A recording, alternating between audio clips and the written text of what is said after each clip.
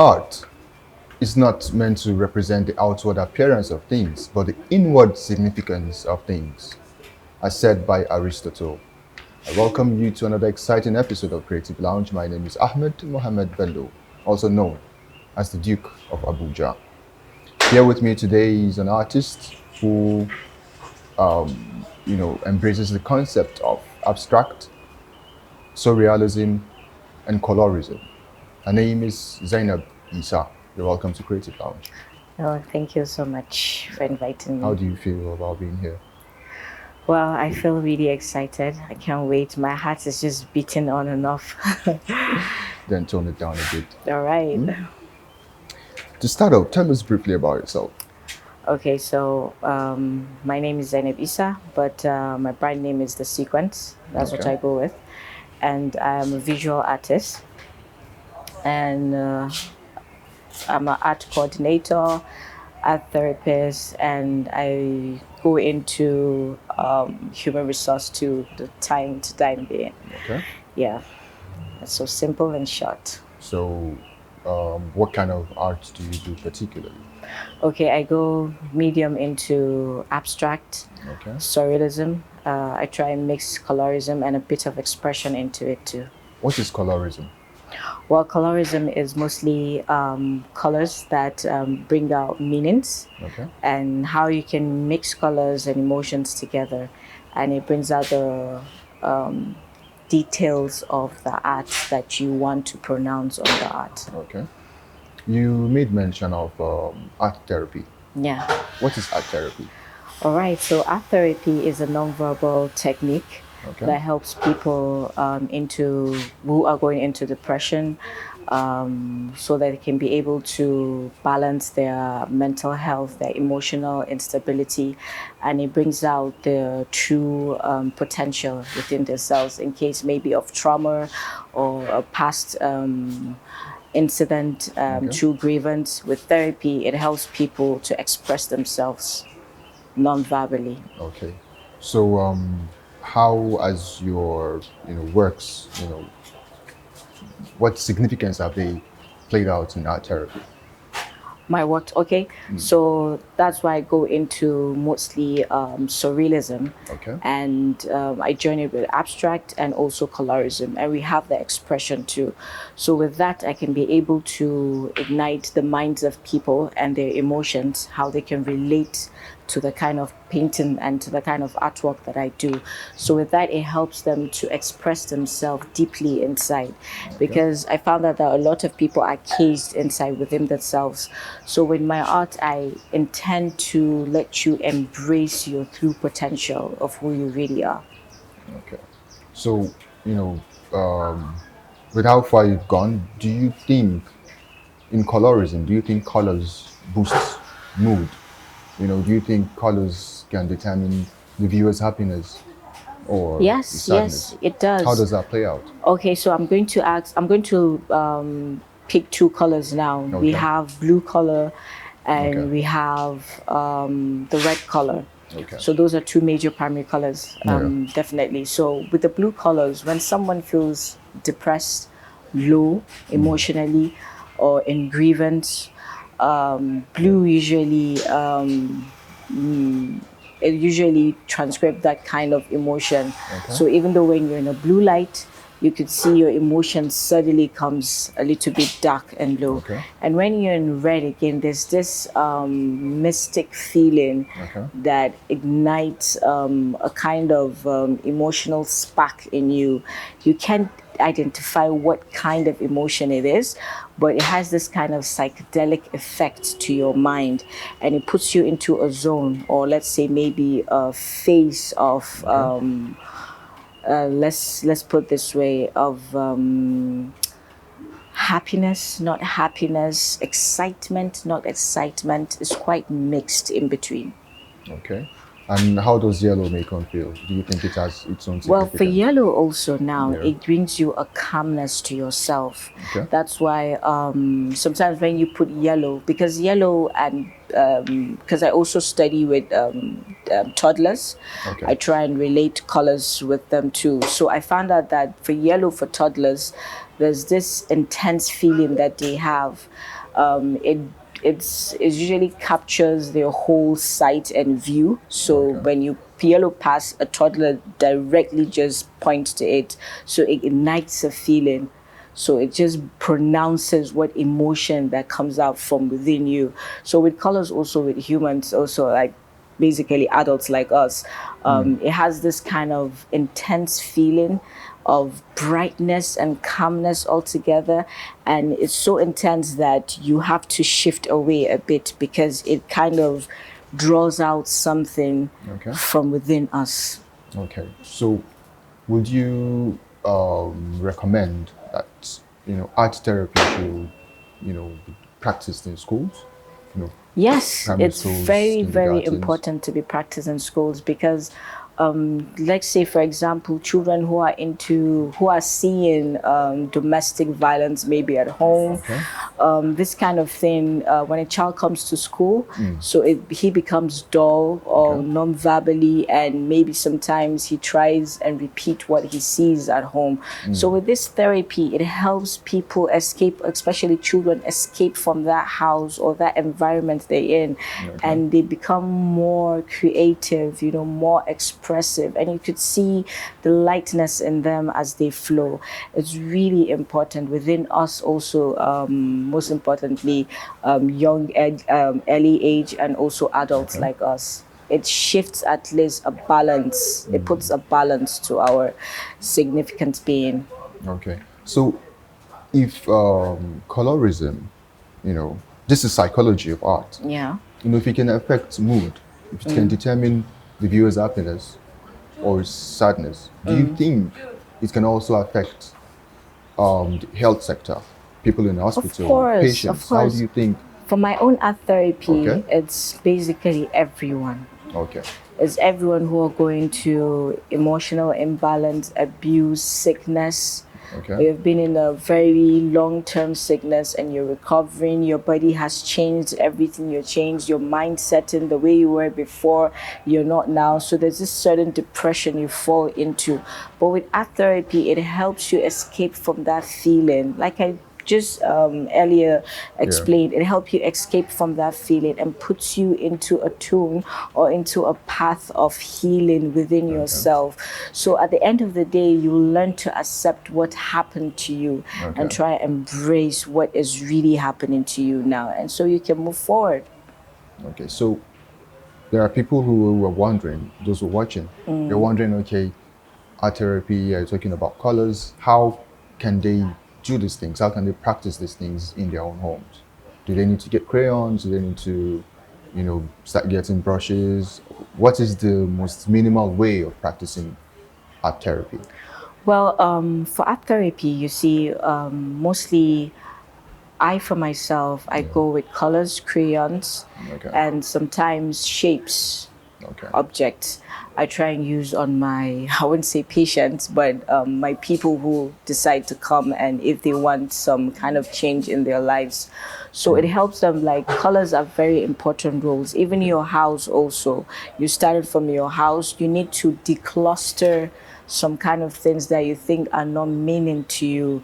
So like this when the minimalistic element come into your house, you decluster, you delete things that you know you will not need again. So less stuffy things at home, it brings out lightness into you. So I need a shade of pink into my house. You can put some shade and tone into your house, make it less.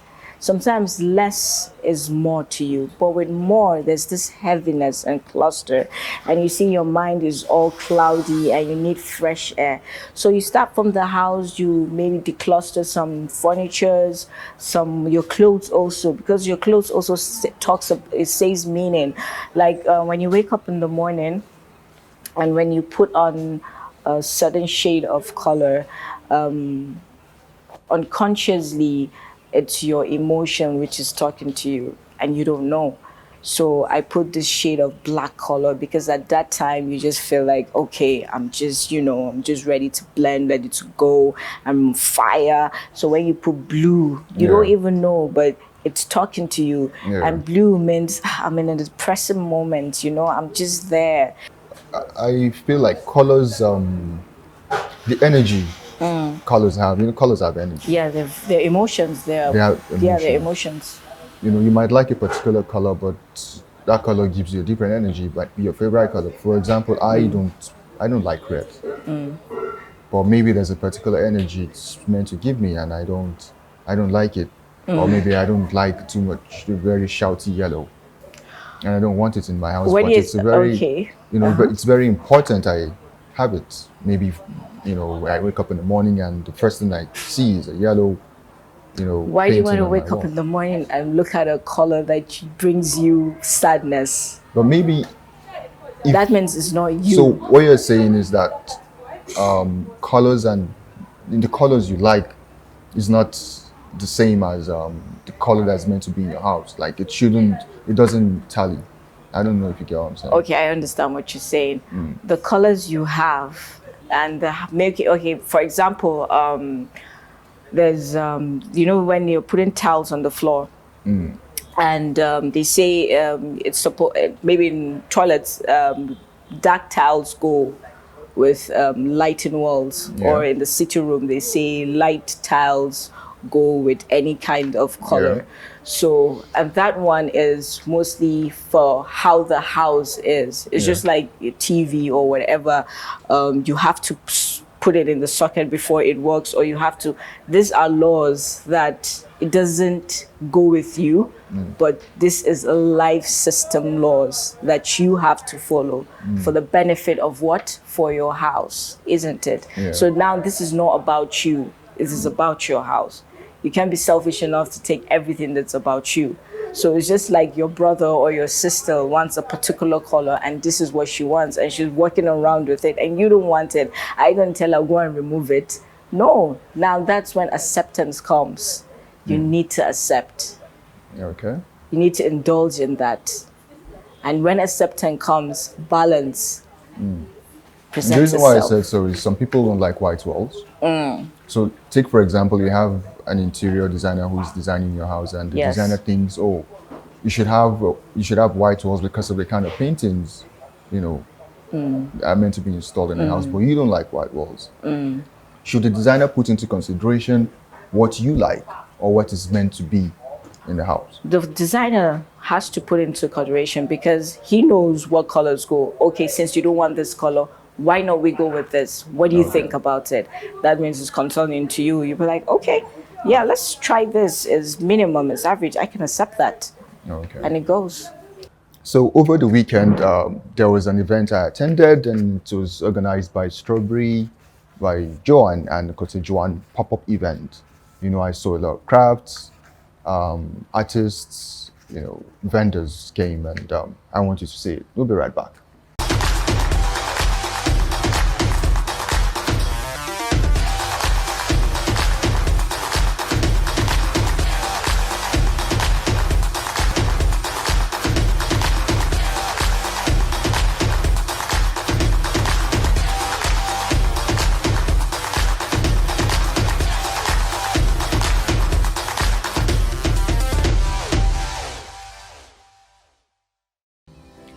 Hey guys, we're at Cottage One and Strawberry pop-up events here in Abuja.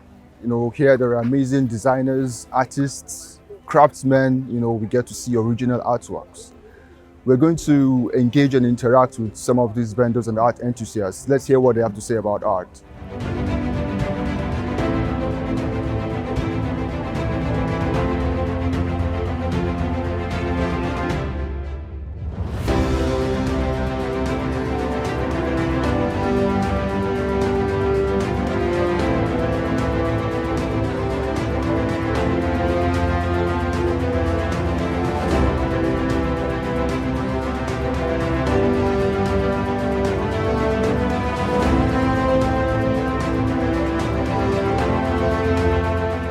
I started this business out of just love, if I'm honest. Like, these are things I wanted for myself, and I was a little greedy, so I got them, and I saw people actually gravitate towards things like this. So I'm very happy about that. Art is freedom, love. Basically, we make African print shirts. We try to infuse Ankara into our designs, and for both Nigerians and the experts. So basically, that's what we try to do in a very minimal way. So it's not too loud and it's not too dull. So art is the way you express yourself. I mean, it's just life. Life is art in general to say. We make all handmade products with resin, POP, cement.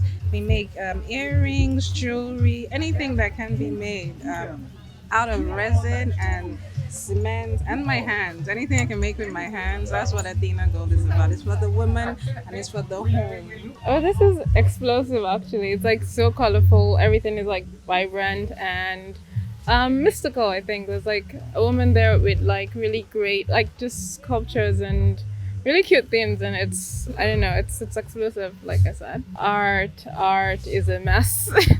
It's a mess. Art is a mess. That's like my one sentence, because I don't know, it could be it's something that can find beauty in messes, like in mistakes, in accidents, in like you not feeling okay about yourself, just whatever like mess you can like, it's a mess.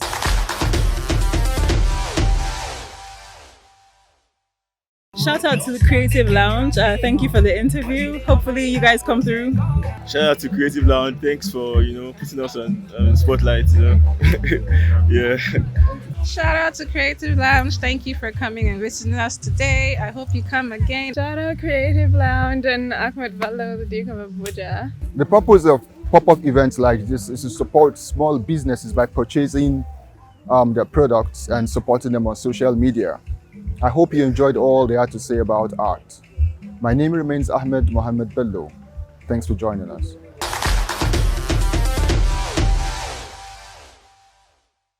You're welcome back, and it's still Creative Lounge. I'm sure you enjoyed, the report you just viewed now.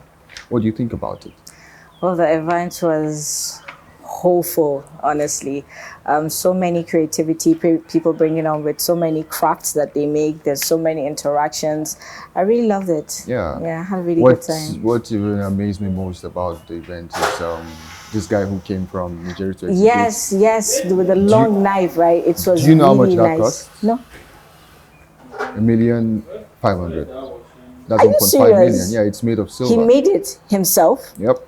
I saw it. it's I saw made when he was pulling it, showing people. Yeah, Wow, it's made that of was silver really and nice. it has jade stones on it. That was really nice. But Yeah. it was great, honestly. There's a lot of painting happening. That was nice. Yeah. It was nice. I wish events like that, could come up more often. I really want events like that because there's so many interactions, and you could see a lot of people bringing so many vintage things that you haven't seen before. And you could see how rich the culture is. Honestly, the culture is so rich because at that time you can see a lot of creativity happening and crafts. And you can see people interacting, enjoying themselves, and people are actually wanting to get and purchase them. So it's really nice. Well, all thanks to the organizers, that's a way They of really did a supporting small wonderful job. businesses and putting Yeah. them out there. Exactly, supporting businesses too. Yeah. Yeah. So moving on, Okay. I have a lot of questions for you. Wow. Yeah, and I've asked you some, I'm going to ask you more. I hope you're ready. Oof, let's see. So let's talk about your journey. Okay. We've talked about your kind of art, but Yeah. now we're going to talk about your journey. Okay. So far, what has been your biggest moment? In The art first industry? painting I made. Okay. What is it about? What's it? It's Called? called Two Faces. Okay. That was the first time I picked a brush and a paint, and I said, you know what? I'm going to paint. And that thing just happened with a split of a second. I just decided to make that decision. So I was in Ghana. I was driving by with a taxi, so I passed a paint shop. So I passed it actually, and I told the driver, please go back. I really want to get into this painting shop and see what's inside. So I went inside, and I picked the three main colors, Okay. primary colors. That was the red, red, yellow, and blue. Okay. So, and I picked canvas and some brushes. So I purchased them, and I went back home. It took me 3 days just staring at it. Okay. And the fourth day in the morning, Yeah. early in the morning, I just woke up and first thing I just went towards that canvas Okay. and I drew a face, a big face. And from there, I just started painting. Until date, when I tell people that that is my first painting, They wouldn't believe it. they won't believe it. What's the title? Two faces. Two Faces. Interesting. What inspired it? What, came about it? There was no, let's say there was no inspiration at that moment, but the only thing that I had was just a muse. Okay. And the early morning muse, the breeze, and when I just woke up, I looked at it and I just went there straight. So the inspiration came in the middle of the artwork. That was after I made the face. Okay. From there, I just picked up the red brush and I just started painting. And from there, it just started coming in, and I was just whisking it away. Now, that calls my attention to something. There's a pattern I've noticed in your art, Okay. and they mostly have to do with faces. Why faces? What is it about you and faces? Because the faces never lie. Okay. When you see a man's face, it reflects what's in the man's heart. Okay.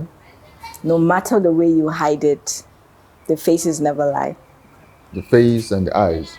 especially There's the a painting eyes. you have that the eyes are so intense. Yes, What inspired that painting? the intensity of being an alpha male, Okay. the intensity of having so much responsibility, Okay. so much pain, so much sacrifice. Okay. And when I saw that, it tells a lot with man itself, Okay. because like I said, the faces never lie, especially the eyes. They Okay. tell a lot of truth. So when I look at people and I see their eyes, and when we're talking, there's this connection that I just don't know why. There's this connection. You tend to see the person's heart when you look really deep inside. So from there, that was the inspiration of the art. Okay. And because of your connection with faces, most of the paintings have been like that. Yes. And do you think there's going to be a point where you change and you stop painting faces? Yeah, evolve. We evolve every single time. Okay. Like I call myself the sequence is a continuation Okay. of things keep on happening until my last breath. So definitely occurrences of life, changes happen. So yeah, but one way or the other, there's a bit of some faces that will Okay. still flow. So Okay. in my art, I think it's still going to flow, but maybe it's a different concept. Okay. But I'm still going to be that Zainab the artist in all my artwork. The sequence. Yes. What's your lowest moment? My lowest moment was when it's quite personal, but when I think I was down a bit, I was sick. Okay. So a whole year. And at that time, I was so helpless. I think I was just lost completely. Yeah. And I couldn't believe that this is actually me being in this position that I'm so helpless and there's nothing I can do about it. And I'm this kind of person that I usually don't like people helping. Like, I feel like maybe I'm going to be a burden or something. Like, no, don't worry, I'll do it. No, don't worry, I'll do it. But for me being in that position, man, it was so depressing. So that was my lowest moment.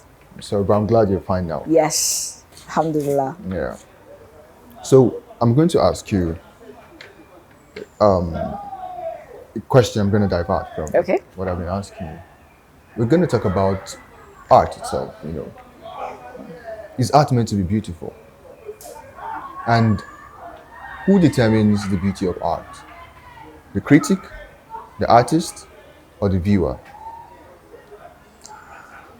Art is meant to be original, Okay.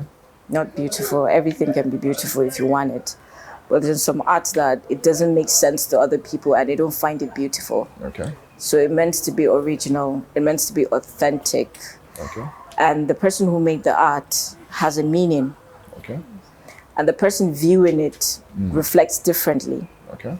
And the critic also wants to challenge Yeah. the artist and wants to bring out his own negative impression on the art. Okay. So it's all balanced together. Okay. I wouldn't say as the critic or the viewer, but the most important thing is that the person who brought it to life, to creation, which is the artist, he determines what his art is all about. So we critics and other viewers it reflects to them differently, but only the artist determines what the art truly is about. So it's basically what the artist, like I interviewed an artist recently who said that don't buy my art because you want to decorate your home, buy my art because you're buying a piece of me. Exactly. And, So it meant so much to me. yeah, so it's the piece of the artist, and that's what the artist decided to put there because there's a reason why the artist made that creation. So we viewers and other critics will come, they interpret it based on what they see and what they feel. But you can see there's a lot of situation a critic comes or a viewer say, oh, I think this is this. And the artist is totally different from what he imagined. But he'll look at it again and said, okay, maybe that's what you feel about it. But this is what I actually meant when I did this. Okay. I'm going to ask you a question before the last question. Okay? You've been in exhibitions, you've done exhibitions, you've exhibited in Yes. several places. How do you choose topics for, for your projects? First of all, I have to see what the exhibition, maybe the project is all Okay. about based on a particular exhibition. So that's how I intend to, then I relate it to my life and I Okay. relate it to my environment. Okay. And that's how I get inspiration. Okay. That's when I'm doing it for a particular thing. Okay. And but for myself, is basically just within me and it Okay. comes. Okay. So, last question. There are people watching out there, talking to people out there. Yeah. There are people who want to be like you, they want to do amazing things, they want to practice art therapy. Yeah. Say something to them. Basically is one thing that I've learned is you need to be original. If you want to be an artist, you have to live art. You have to breathe art. Don't do it just because of money. Don't do it just because of fame. This is something, it is within you. So embrace it. Go for it. Whatever you want, go for it. Just take that step. It's Yeah. not going to stop you from anything. The worst is when people reject you. But when they reject you, you just step back on and you move on. Somehow you'll find your tribe. So never give up. I had an amazing time, Yeah, thank Listen you. to- I had an amazing time to get interviewed by you. Thank you so much, and thanks for being on Creative Lounge. Thank you so much. You heard what she said. Keep doing what you know how to do best. Keep being at it. Art therapy is very important. It's good for your mental health. It's good to boost your mood. Know the colors that go with your psyche. So, art therapy is very, very good. This is how much you can take today on Creative Lounge. Join us same time, same station next week. I remain Ahmed Mohammed Bello, the Duke of Abuja. Bye for now.